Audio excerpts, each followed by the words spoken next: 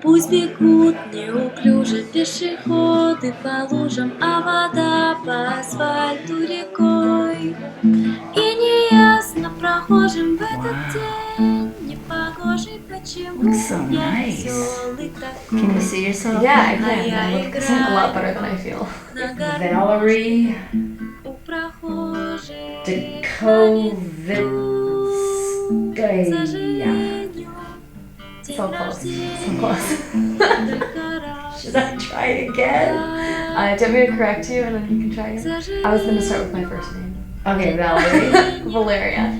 Oh, Valeria? Mm-hmm. All right, you go ahead and say it. Valeria Dikoviskaya. Is that Russian? Yeah.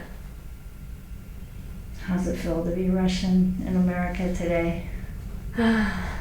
I'll tell you a couple things about myself before we get this started. I'm Russian. I'm a dual Russian-American citizen. And recently I had to go to New York to renew my Russian passport. People are like, why do you have to go to New York for that? Is there not a consulate in every state?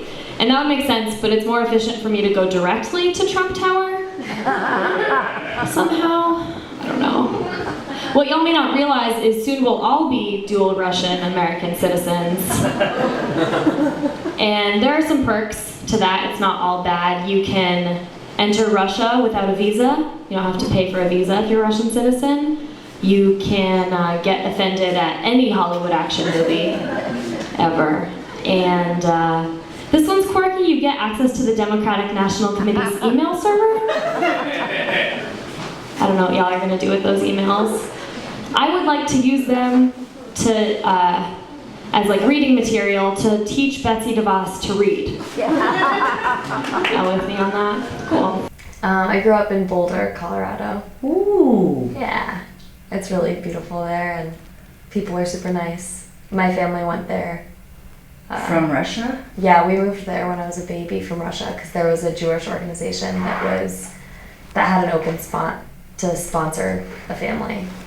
We didn't leave Russia because we had to, but there was some pretty intense anti-Semitism throughout the Soviet Union, like throughout the Soviet era, and my grandmother and my father really wanted to live in America. They thought that we'd have a better life, and in the 90s in Russia, right after the Soviet Union fell apart, it was just this period of lawlessness. People would shoot each other over pretty minor financial debts, but everyone was poor. Nobody really knew how to function because all of a sudden it was a free economy and a salary wasn't guaranteed and prices were rising.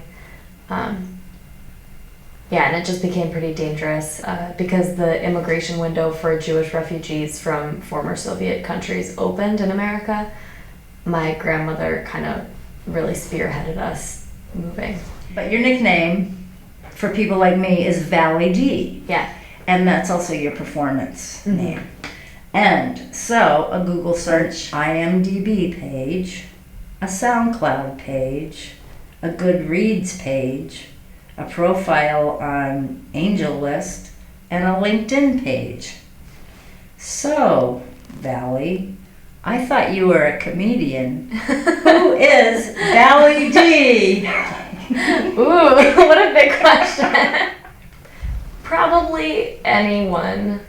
Probably most people my age have a lot of accounts on a lot of different profiles, like a lot of different websites, because if you're growing up in this period of time where, like when you're growing up, there's never a feeling of constancy, like everything is temporary. So I have edited a couple of books, and then I wrote a children's book that I didn't publish. So I don't know what. Well, I'll tell you what's on Yeah. Goodreads. Yeah. How to 3D print money. Yeah, that's right. So I think that would be a very big book in America, but no. Yeah. The reason I know you is I saw you doing stand-up. So somewhere on the internet, there must be something about you being a comedian. I didn't stumble across it. So what is this, Vally? Maybe this is my chance to Yes. promote my website. I have a website, but maybe What's it called? the website is called VallyD.com. All right. Who was the first person who told you you were funny?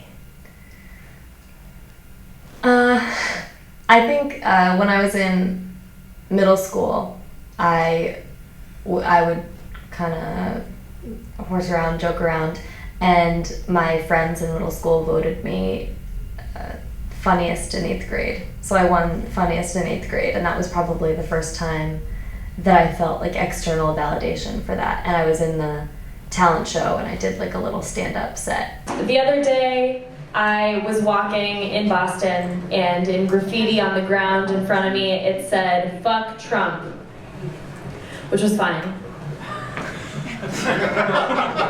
And then I kept walking, and then a little bit later, it said, "Stop Trump." And I was like, oh, I get it. This is like subliminal messaging. This is like propaganda. They're trying to get me to fuck Trump. And that's how I'm gonna stop Trump.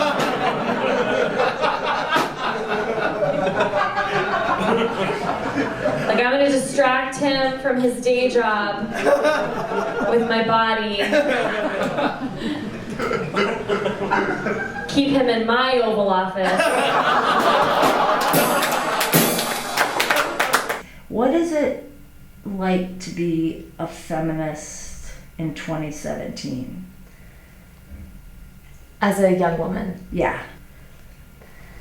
Oh man, there's a great book by Roxane Gay called Bad Feminist, and I think she very well kind of describes what it's like to be a feminist and all the struggles and how you, no matter what, you're doing something wrong. For me, what it means to be a bad feminist is to try to be a feminist at all, because no matter what fight you're fighting, so to speak, like, someone thinks you're doing it wrong, someone thinks you are wrong. Lately, I've been changing the way I think about feminism because it's too tiring to be fighting all the time. You can't get anywhere if you're always fighting people. So I think for me, it's more like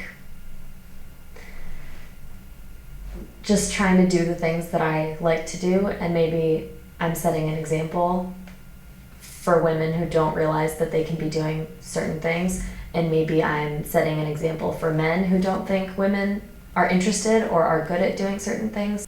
Well, at first, I was just trying to learn to write a joke. When I was first... I hope that wasn't a mosquito. That might have like triple E or Zika or something. I hope it doesn't have Zika. But I have an IUD, so. Okay. I think when I write jokes about feminism, I try to almost play it off like I'm laughing at feminists also, and I'm laughing at myself. So that way, like, my hope is that the way it lands is that people who believe in what I'm saying will agree with me, and then people who don't can at least laugh at me and be like, that girl's dumb. Maybe they can laugh at how dumb it sounds, but at least now they've been exposed to an idea that they maybe wouldn't look for themselves. Yeah. Does your comedy, it's millennial comedy, so are they okay with you because you're one of them, or no? Good. Okay. I don't think that being one of the mold makes me palatable to the mold. I think the mindset of being like a PC police officer is that you're going to find the problematic part of no matter what you're listening to. And I think the problem that many people face when they perform to college students is that those students are just learning the skills of like critical thinking and unpacking things, and they're not going to be an audience that is easy for anyone unless they're like a hack comedian who's making, not that fart jokes are all hack, but jokes that are like easy to digest and don't offend anybody no matter what. But if it's like takes a little bit of like patience to like, hey, hear me out. At the end of this joke, I'll reveal that we maybe have the same politics.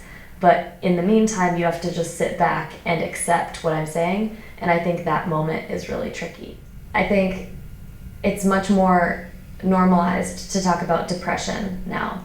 So a lot of comedians mention depression, mention anxiety, mention mental illness because the stigma hasn't gone away, but it's changed. Like now it's okay to talk about it. It's just not okay to talk about it and be a burden. Is anyone allowed to have an edge anymore with the millennials? I think there's a lot.